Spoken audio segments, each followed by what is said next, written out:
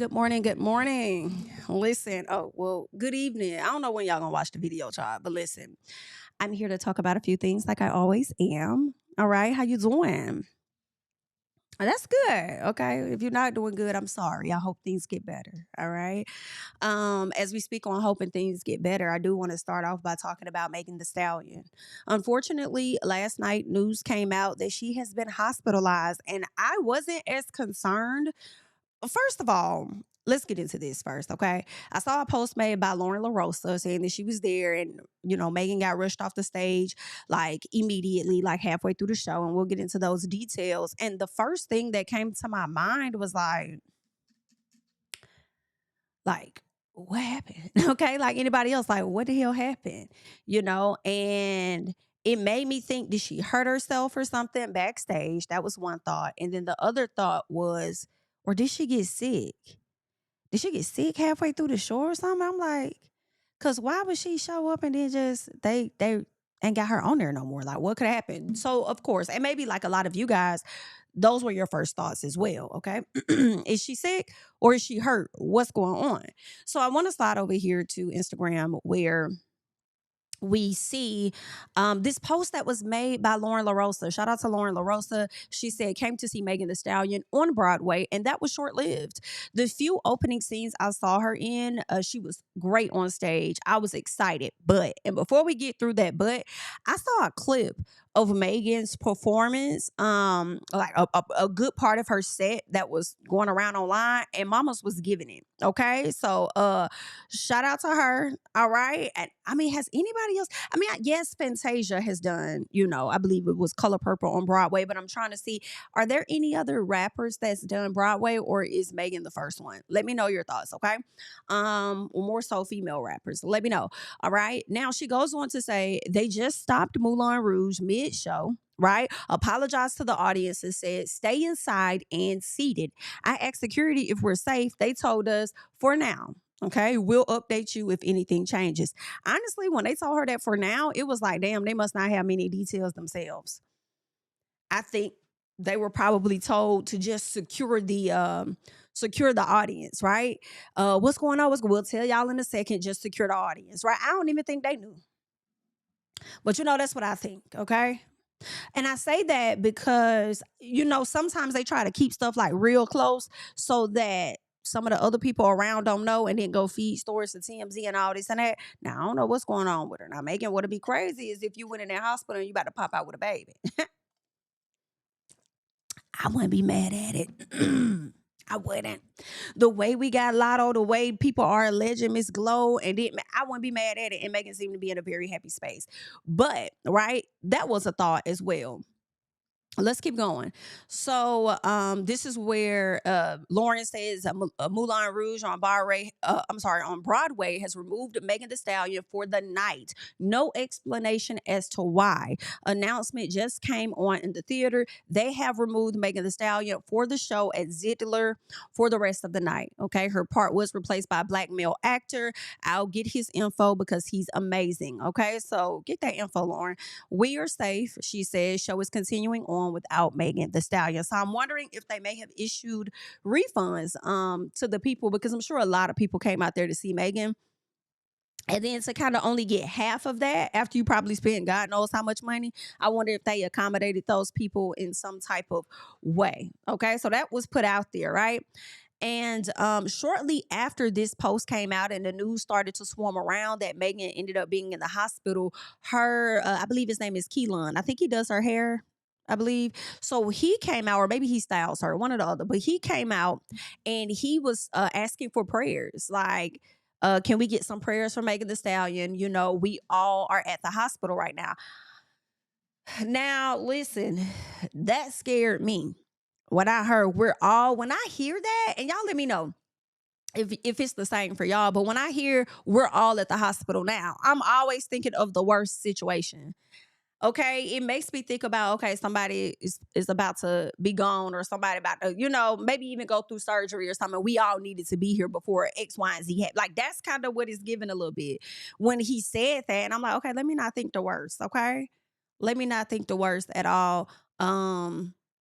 let's do what they say, right? Healing energy, positive vibes, prayers, all of that. And is it bad that I wanted this to be a April Fool's joke just a little early? Cause girl, what? Yeah. They say Broadway though is very strenuous. Like I don't think I could ever. I don't think I commend all the people that get out there, baby. Even if it like whatever, all the mishaps that may happen on set, cause it's live. Like I commend all of those people. Okay. They about don't be having enough space in the back just to even get dressed, use the bathroom, switch out, about don't have time to go use the bathroom. Got a whole day whatever. Okay, as they switch out their attire and all of that. Like it's a lot. It's a lot. It's a lot. And I can imagine the amount of times that she has to do this show, maybe in a day or during a week. I wonder if she could have been dehydrated, possibly, right? Because she's so focused on doing such a great show. Maybe that could have had something to do with it.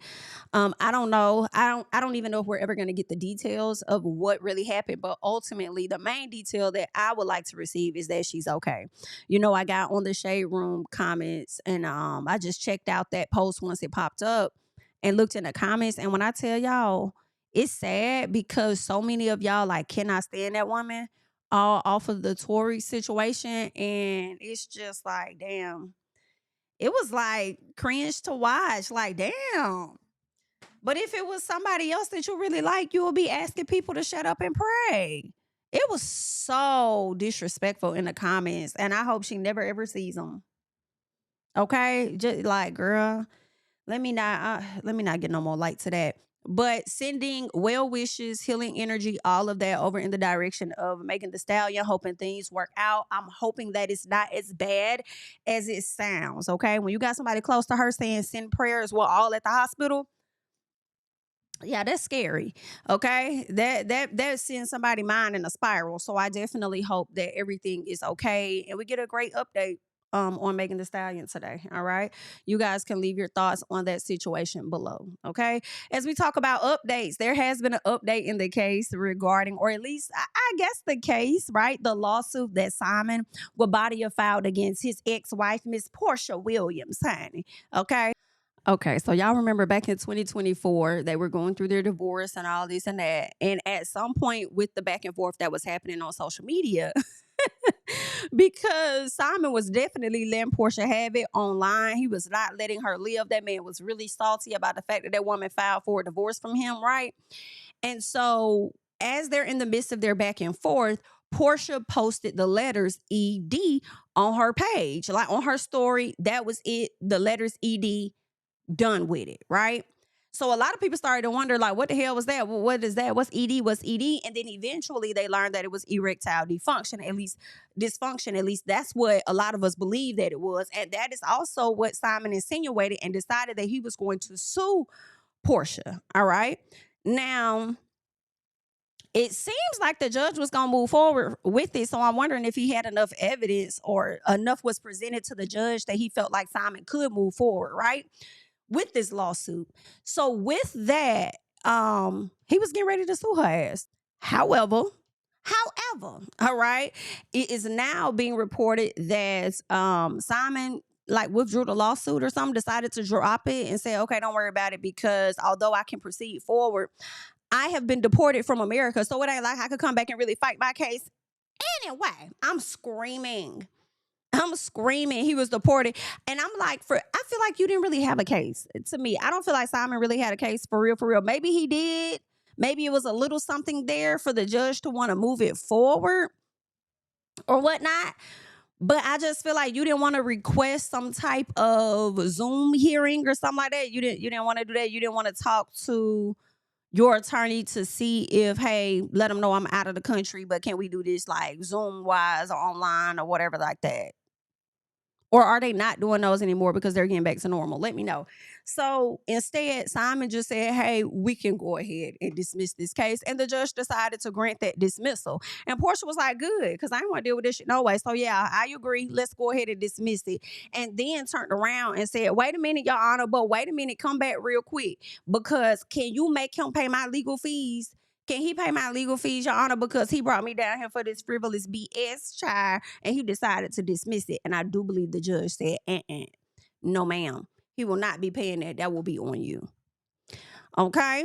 So, I mean, I guess the judge granted, like, okay, yeah, you kind of, yeah, we'll dismiss it. But I guess Simon still got he didn't get his way, but it seemed like he making Porsha cough up some damn money to the attorney. So, sometimes that's why people be taking you to court anyway, even if they don't really get as far as to have the case presented before a judge to make a determination on guilty, liable, whatever it is. They still hit you with the fact that you have to pay those damn attorney fees. And yeah, that's where we at. But then he also came back and gonna say, oh, well, just because I dropped it, keep in mind this is not over. I could bring it back at any moment. Okay, Simon. Okay, Simon. And honestly, I feel like she ain't really do nothing. Like, since y'all have divorced, that lady ain't even been bothering you. This lady, like he's saying, keep this in mind. I can always bring it back. I feel like you saying that as if she do something to you, you will bring it back. And it's like she ain't even been stunning you. She's just been over there moving on, living her life, doing what she gonna. Now, granted, I don't know what's happening behind the scenes, son. But it's also giving that Simon may be salty a little piece about that house as well. Okay? So maybe waiting on his piece of check or something. But either way, that's what's going on with Porsha and Simon. All right. So good luck to Simon, honey. I'm talking about he could pick it up at any moment. The next thing I want us to get into is this is so stupid to me. This is so stupid. This is so stupid to me. It's 3 young ladies that end up getting arrested at the airport because they were trying to sneak on bags. Now, I understand they decided to fly Frontier. I don't fully understand. But I feel like because Frontier is looked at as like a cheaper airline, I think they feel like they don't have enough of the parameters or something, enough of the people around to scope out the scene to see what's going on. Or so like I feel like they're underestimated. Like Spirit would be underestimated with following their policies and stuff. Like, what was y'all thinking? How y'all? Why? Because it was Frontier and it's a little cheaper. Y'all was gonna be able to finesse them bags on that. No, ma'am. Let's get into it because this is sad. Actually, let's get into it. You look good. You're not gonna do nothing. Enjoy prison, baby. This happened last night at MIA after 26-year-old Devonna Cochran, 21-year-old Diajana Cochran, and 30-year-old Nafisa Dockery refused to get off their Frontier flight. Now, according to the arrest reports, it all started after a Frontier worker told them they would have to pay for their baggage. Investigators say that they refused and then got into an argument with the employee. After the employee told them that they would not be allowed on the plane unless they paid for their baggage, they stormed onto the plane. Deputies were called, they went onto the plane, and they told the 3 of them that they had to get off. Well, the arrest report states that the deputies, they asked them multiple times, but they refused. Law enforcement was then forced to have the entire plane evacuate in order to arrest this trio. And during the struggle, deputies say that Dockery spit on a woman. And we showed Frontier passengers the video of the women being escorted off the plane. Here's the reaction. It's really crazy. Like, it's disturbing because why are you acting like this towards the workers? I mean, you know the rules and regulations. When you read the flight, they give you all the information, the rules. You know you're supposed to pay for baggage. Why act like this? That's insane.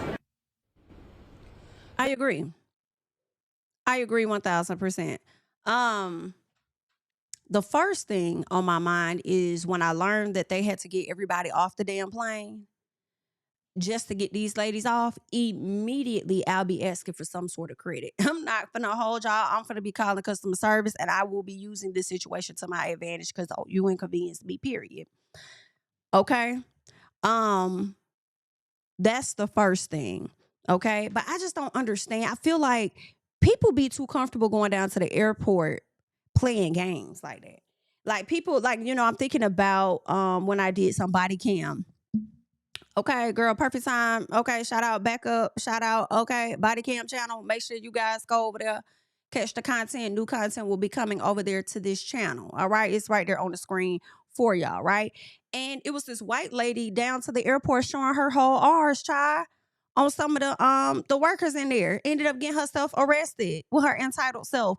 But I mean, and that's not the only video that I've did body cam on. Like, I don't be understanding why people feel so comfortable to go down to the airport and pull stunts, especially if you're one that's one that enjoys to travel. Child would never want that my traveling revoked like that. You know what I'm saying? Like, you can't fly this airline, and then at some point they're gonna probably ban your ass from the airport. Ain't no telling. Like, why would you want those type of troubles? And then it's just so simple. Now, granted, people would assume that y'all ain't got the money already because y'all flying Frontier type of thing. But I wouldn't think that. But now I'm questioning, like, y'all didn't have enough money just to at least pay for the bags. I mean, it's Frontier. The flight's already cheap. I don't fly Frontier. It has been a very long period. I'm not saying that I won't fly Frontier. Hello, it's just been a very long periodical time since I have ever flown Frontier. So I don't know what the policies is really looking like to know what is the cost to pay for the damn bags. I just really feel like it's way cheaper than Delta, and now Southwest. Southwest used to be my airline, baby. Do you hear me? Girl, I used to love me some, baby. Yes, ma'am, I did. I used to love me some Southwest, okay? What they had, the 2 carry-on bags, and I think you could do 2 check bags, but I only did like 1 check bag in my life. Wait a minute. Yeah, I think it was just 1. Because the other time I flew Delta, but I don't ever remember checking the bag there. Yeah, it was just 1 time with Southwest, and I had went to D.C., okay? I went to D.C. I will never. Do you hear me, bitch? And then my stuff was new. Child, and I guess I was new to clearly new to checking bags, because bitch, I ain't know they threw your stuff around all like that. I had these cute little pink little Calvin Klein suitcases, brand new, and it was like they had to break my shit in. Okay, where they threw my shit around and had all kind of marks and stuff, baby. I was bad as hell. And then in that moment, I started to realize I see white people be getting black luggage. Okay, because it's gonna get marked the fuck up anyway. This is crazy. But all in all, I used to really love Southwest. Love the bag policies that they had. I think they have changed since. But yeah, I do not like checking bags at all. And it's not even so much as the fact that they damaged my bag. It's more so the fact that I don't like waiting. When I am off my flight, hello, and I already got to wait for everybody to grab their shit and get off, I am trying to head out of the airport unless I have to use the restroom. That's the only stop I'm trying to make. Let me hit this restroom real quick, and then, baby, let me be out this door.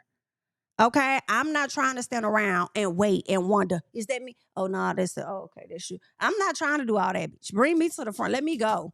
Okay? So I used to love, I don't know what policy Southwest had, but I think it was like 2 carry-on bags or whatever. Baby, I used to roll it up, make everything fit in that 1 damn bag. And I'm wondering just how many bags these girls, was it like an extra bag per person? Did y'all have 3 bags in total? Like, what y'all got going on? And then want to sit up there and show out on, and that'd be also crazy when people be ready to show out on the employees knowing y'all in the wrong. Yeah, y'all won't be flying Frontier no more. Y'all probably gonna have to go over there to Spirit if they don't sit up there and ban y'all from the airport after sitting up there spitting on that lady. But either way, good luck. All right. Good luck to the ladies, okay? Showing us down to the airport. Let's get into this other story that I don't even want to spend a lot of time on, for real. I don't. Girl, I don't. I really, really don't. Jaden Ivey. All right. He appears to be, or I guess he was, honey, an NBA player for the Chicago Bulls. He recently came out and spoke his piece on I guess unrighteousness, okay, and what aligns with, the Bible and things, and what doesn't align, talking about weed and we shouldn't do this and we shouldn't do that. And then he gets into, conversation about the LGBTQIA plus community. And I just feel like, shut up. I feel like that's how I feel. Shut up. So with him coming out, giving his viewpoints, his thoughts, whatever it is that he was doing, the NBA decided to waive him. But I'm going to go ahead and play a little piece of what this man had to say. Let's get into it. That the world can proclaim LGBTQ. Right? They proclaim Pride Month and the NBA. They proclaim it. They show it to the world. They say, come join us for Pride Month, to celebrate unrighteousness. That's crazy. They proclaim it.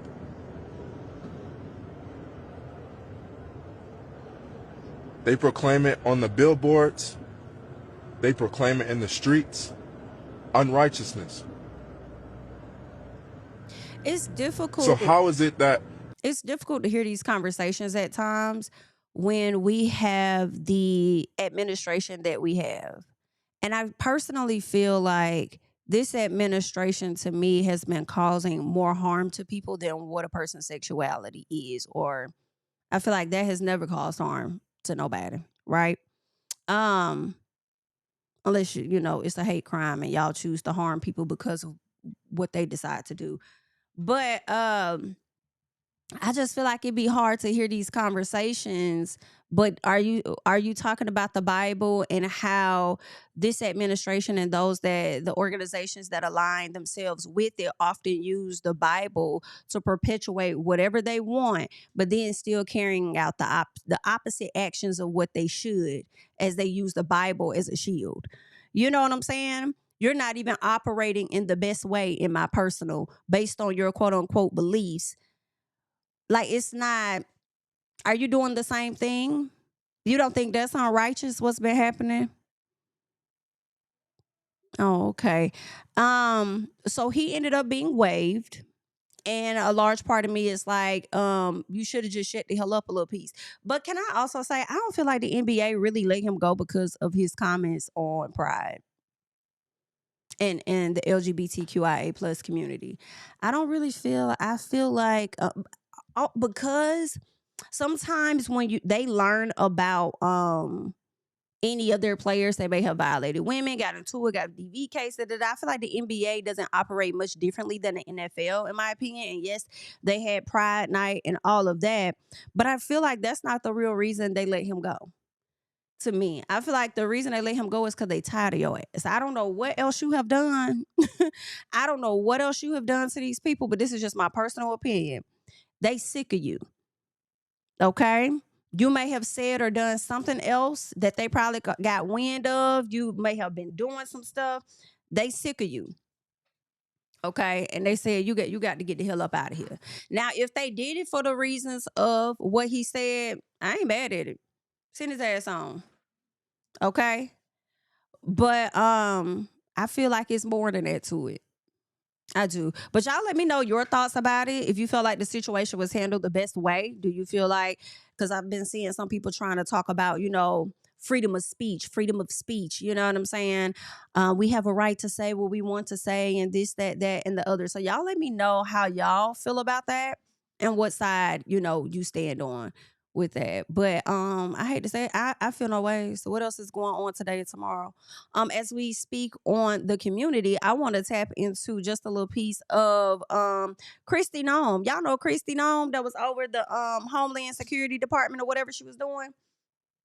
Over there, she had some position, wherever that, I don't even remember what her last position was, child.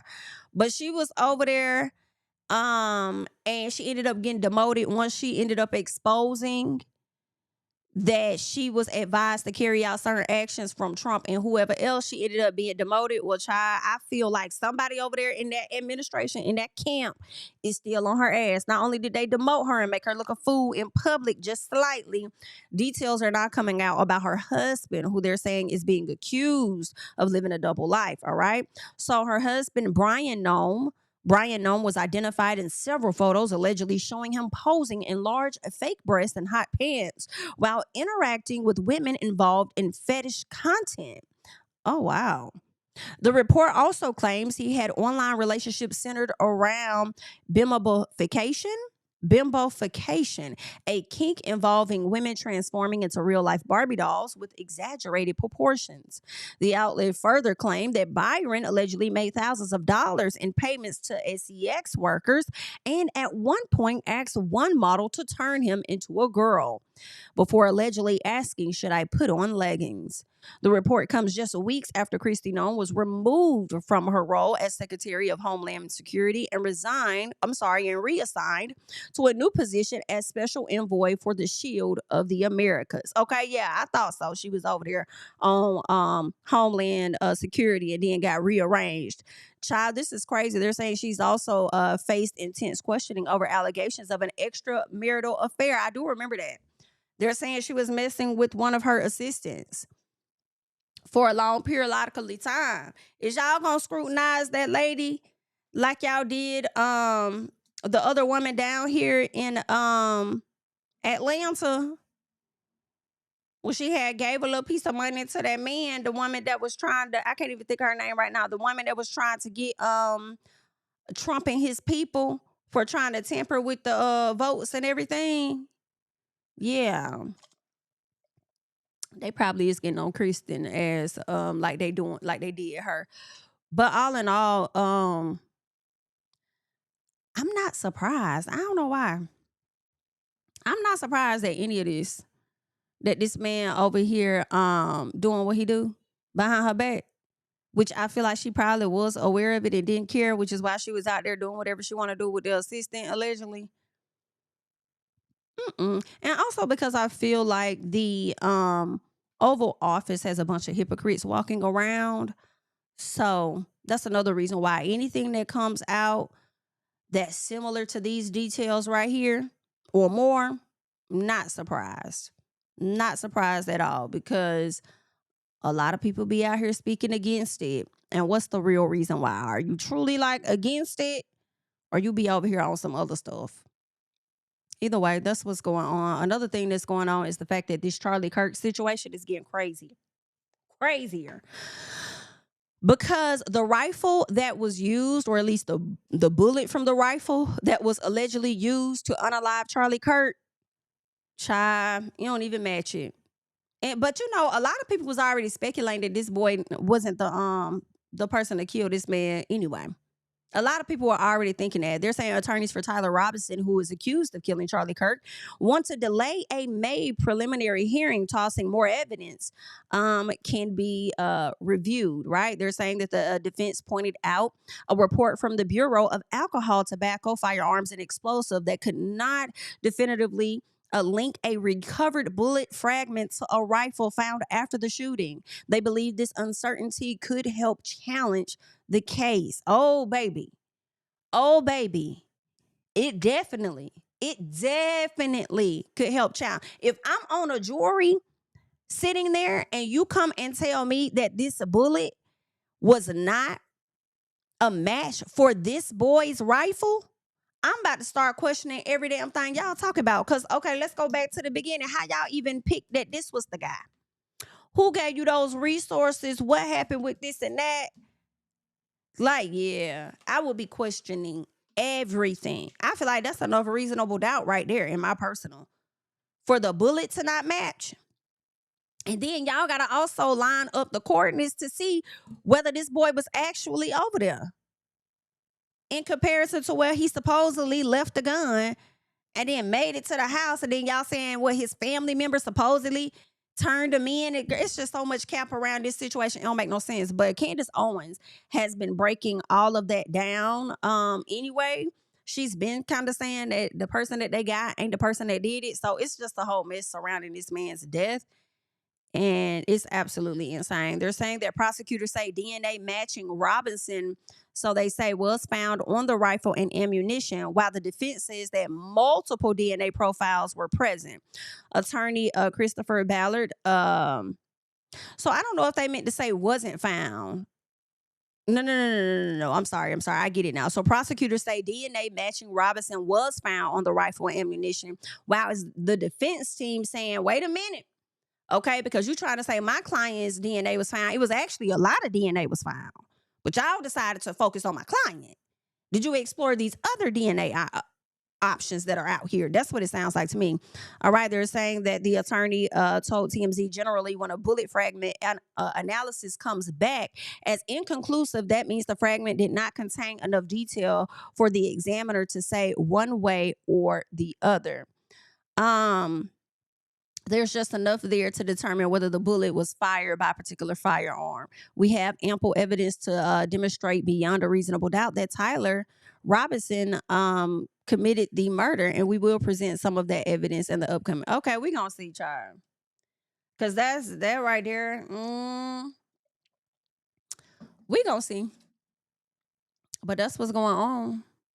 And you know what else is going on? Let me see. Yes, the sheriff, which is very, very interesting. This is very interesting. So this was the sheriff. They're saying new developments are raising more questions in the case surrounding Tyler Robinson and the unaliving of Charlie Kirk. Right? They're saying the sudden resignation of the sheriff who played a key role in the investigation.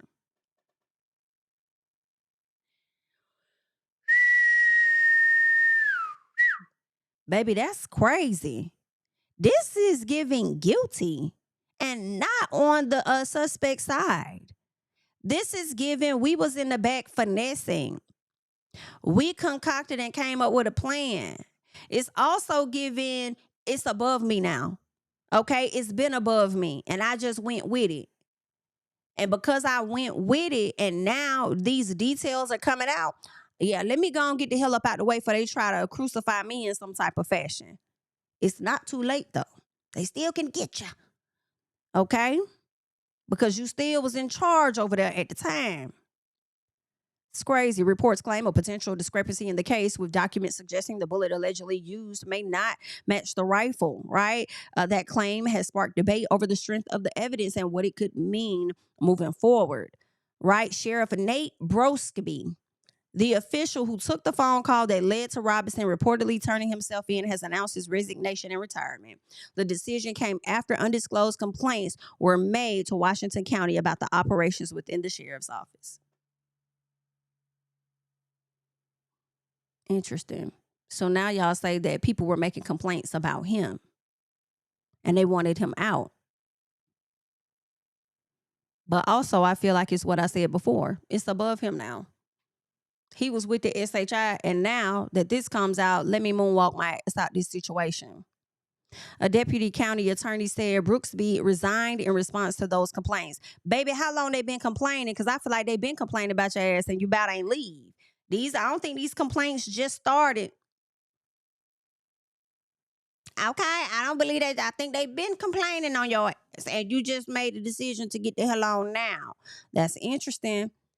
Baby, they got two up on you now. Defense is definitely giving two up on y'all at this moment, but it's also about how they lay it out in front of the jury, should there be one, and go from there. Yeah. And honestly, I feel like Candace Owens over there on her platform doing what she's doing is creating enough damn reasonable doubt. If any of, because the way she get millions of views on her video about the series of content she's done about Charlie Kirk, listen, baby, them people already tampered. They already tampered. Okay, it's enough reasonable doubt. But if they get the right ones in there with their selection, and I don't even feel like, I ain't even think it's selection, child. It's so corrupt to me that I feel like they'll place certain people there to make sure that they put a guilty verdict out there and let the trial be semantics for America. But either way, let's keep going. January 6th rioters, they're over here deciding that they about to sue the police officers that tried to stop them from getting into the Capitol, child. They're trying to sue them for $18 million. That is insane to me. Ain't nobody tell y'all to have come down here to this Capitol trying to show your ours. We had a duty to protect it on that day. We were doing our jobs and now y'all coming over here trying to sue us. Child, I wonder if they got a case. So they're saying that a Politico report shows 46 participants in the January 6th Capitol attack filed a class action lawsuit in Florida seeking $18.4 million in damages. The plaintiffs include Proud Boys members convicted of felony assaults on police officers, all pardoned by Trump. They claim Capitol Police and D.C. Metropolitan Police used indiscriminate force against a peaceful crowd. Baby, nothing about this shit was peaceful and it was televised. Okay? The Trump administration has already settled a $5 million lawsuit with the estate of Ashley Babbitt and paid Michael Flynn. Y'all look dumb as hell. Y'all did not hold it strong enough. Y'all did not hold the line strong enough and gave pushback. Because I'm sorry. Ashley like, I'm sorry, girl. Listen, wouldn't have gotten that up out of me. I hate it. I hate it. Shouldn't have went down there showing your ass. Y'all literally was up there beating these folks up, beating up the officers and everything. Child, we'll have to see how this play out. I feel like I hate it, but the best time for them to probably file is right now. While they got this man in office, maybe they could potentially get away with it. And then again, maybe not. Just because it worked for him does not mean it's gonna work for y'all. But either way, honey, good luck. Okay. Last thing I want to get into is Miss Brandy. Okay. Y'all know Brandy has dropped her book that I am thinking about getting. I'm thinking about getting her book. I believe it's called Phases. And I'm wondering if I'm gonna get it and discuss it on the channel. Y'all let me know. If that's something that y'all want. So Brandy says that Boyz II Men star Wanya. Y'all remember Wanya? Okay. Matter of fact, I was blaming Wanya the other day because I felt like it's your fault, Wanya. You are the problem. You are the reason that now when I see Tank and any other man, it's because of you. Y'all ain't got to do all that when y'all trying to sing. Okay? But either way, that is Wanya's signature, so I won't take it from him. However, he's being called out at this time. All right, y'all know, like I said, Yandy wrote her book Phases. In this book, she acknowledges a relationship that she did have with Wanya at the age of 16 and he was 22. Now, I'm going to tell y'all, I heard that before. When I was younger, listening to Broken Hearted, because I really love that song, I didn't know the age of either of them. I thought they about was around the same age because keep in mind, during those times, they would often like to make younger stars appear older than they were. Like Monica on her album cover and how Monica sing. I think her first album is just One of Them Days. I believe that's what that album was called. That first, or was it Don't Take It Personal? I'm not sure which one it was called. But either way, the first album of Monica kind of like chilling, I believe she was on the steps or whatever. I think she was 13. I think she could have been 13 or something like that at that age. But Monica to me looked like she was like older, like 18, to be honest with you. The way she had her haircut. Girls my age wasn't really having a haircut like that. Okay, we probably had some micro braids or something in our head. Okay. We didn't have all of that. I mean, more than anything, we probably had rock some braids, like a high ponytail. Y'all know they used to love doing the little fan ponytails, little half up, half down, like whatever. Okay. But we weren't doing that. So they would often make them appear older. And it's crazy that they would do that.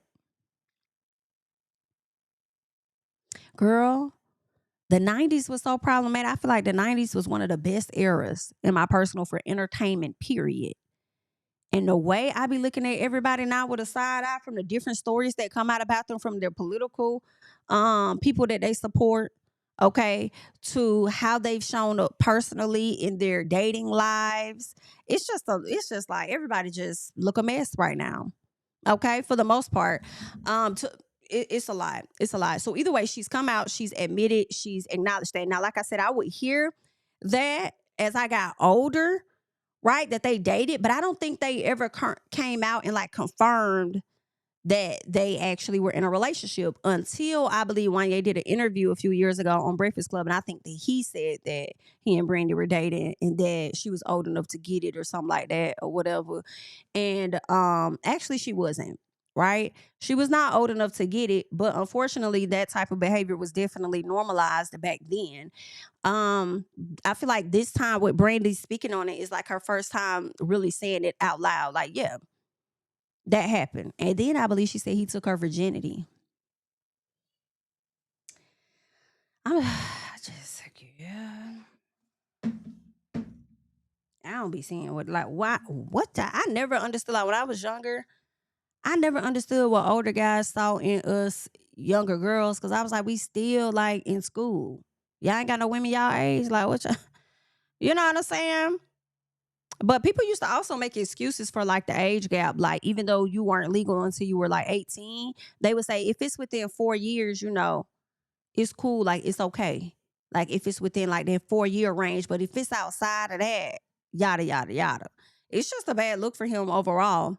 Okay, baby, the way they've been going back on the people from the 90s and tearing their ass up When they done running through all the people from the 90s, they gonna be on y'all folks from the early 2000s next. B2K, I hope y'all ain't got nothing out there about y'all. They probably gonna be coming back for you too, Bow Wow. Be careful. Okay. But yeah, it's sad, but I am glad that Brandy is opening up and talking about this. But if I get her book, I do want to know more also about her childhood. Like, what was, I mean, she'll never talk about like her relationship, I don't think, like with her mom and stuff like that. Were they also aware of this? Did you guys like, did he sneak around type of like, how did that work? How did your daddy feel when he found out? And if he never knew about it, how he feel now? To know that you probably was around this man, shaking hands with this man, and this man was over there with your child. You know what I'm saying? Whenever people would see them together, though, I believe they would just say they're just good friends or whatever. He's like a mentor to me and all this other stuff. I don't know. I feel like that's the same shit Aaliyah was saying about R. Kelly. Am I tripping? I can't be. I can't be. Well, I feel like Aaliyah was either much younger or R. Kelly was much older. But either way, you know, I feel like it was the same situation with Aaliyah. Like, oh, you know, it's just my mentor. I cringe. But yeah, so this is what they're saying over here. I'm reading from the Jasmine brand. Right? They're saying in the book, she reveals she was just 16 when their relationship began, while Morris was in her early 20s. I'm sorry, his early 20s, despite him previously claiming that they began dating when she was 18. Yikes. That's what he meant when he said she was old enough to get it. I'm thinking she was still 16, but he was saying old enough to get it because she was quote unquote 18. And now she's coming out debunking that story saying, nah, boo, I was 16 and you knew it. You knew it. Jamie may not have known it. Or did I? I don't know. Because again, people looked older, right? But maybe she had her age out there. You know, we used to love getting a little word up magazines and stuff. So maybe it was put out there. But I feel like you in the industry, you know how old that girl is. Their connection formed after working together on Broken Hearted, but quickly evolved into a secret romance she now says has lasting emotional effects. And I'm going to go to something else before I'm done. Matter of fact, I want to get that up on the screen. I'm going to get that up on the screen now, honey, because I want to go to that. I don't want to forget it. Okay, because I didn't know that it was like a whole issue with Adina Howard and stuff like that, but we'll get into that in a second. But let me get back to this main screen with you guys. So what's being said is that their connection formed after Broken Hearted, right? She says, I was in over my head, sneaking around with Wanya and lying to my parents. So her parents didn't even know, okay? She says, she says, and lying to my parents had become a constant. They barely liked the idea of me dating at all, and telling them about us was out of question. Brandy explains that both of them made a deliberate effort to keep the relationship hidden from the public. Wanya and I understood with diamond cut clarity that public knowledge of our relationship would ignite scandal. She shares, noting they maintained the appearance of waiting until she turned 18. With the time and reflection, she says she now sees clear warning signs she didn't recognize then. I wouldn't expect her to recognize them. Girl, you 16. 16. Girl, you 16. So she says these are the things that with hindsight you realize are wildly obvious signs of something wrong. Exactly. And then now that you have your own daughter, you wouldn't dare, right? She probably, because of this situation, she probably prying all into her daughter dating life just a little piece. Okay, I think her daughter is much older now, but at the time, just making sure her child wasn't in a similar situation. You know what I'm saying? Based on whatever lasting effects it may have had on her. So then goes on to say, with time and reflection, she says she now sees things clear. She says these are the things that in hindsight, you realize are wildly obvious, right? She goes on to say their relationship eventually ended after she discovered he had been unfaithful. Addressing how Morris has described their past, she firmly states, I believe he took advantage of me. The shame ends here. The silence ends here. I was a child and he was an adult, and she not lying. Okay, she not lying. Now I already know. I'm gonna let y'all argue that in the comments, because I did see people over on the Shade Room saying, "Oh, so wait, so Shine can't bring up stuff from 20 years ago, but Brandy can." Girl, I ain't got nothing to say on that. Okay, y'all, I don't know. So whatever you want to do, that you do with it. But at the end of the day, okay, she not wrong. Especially if we out here like cheating and playing on her mental and shit. Like, yeah, let's keep going. So this is something that popped up over here. It's the deep dive, as they say, on No Skips Tea. It says how 22-year-old Adina Howard beefed with 16-year-old Brandy over their 22-year-old boyfriend. Child, this so messy, but we finna go down. We finna go through it. Y'all know I be liking to know this type of information from back in the day. What was going on? Okay. Before all the drama, this started with Brandy's career taking off in 1994. She was a teenage star, only 16, navigating fame, music, and the industry. A year later, she met Boyz II Men singer Wanya Morris. At the time, he was around 22 and already established in the industry. Brandy says Wanya first came into her life as a mentor. He would call her, check on her, and guide her as she was coming up. That's what they used to do. I feel like that's a tale as old as time. That's how people tiptoe on over there and start connecting with the people, playing these mentor, leadership, pastoral, or whatever roles to get to who they trying to get to, child. They finna wear you out, though, Wanya. Ooh, child. Let's keep going. They're saying, but over time, she says things shifted. The relationship slowly became more personal while she was still very young. She described a growing connection after working together, saying there was an energy between them she did not fully understand at the time. All right. She says Brandy now believes her admiration for him may have been used against her for sex. Child, she says what felt like guidance turned into emotional dependence. Ooh-wee. She admitted she once thought the relationship was special, but now believes she was too young and inexperienced to understand what was really happening. She says he only wanted to conquer her and manipulated her into taking her virginity.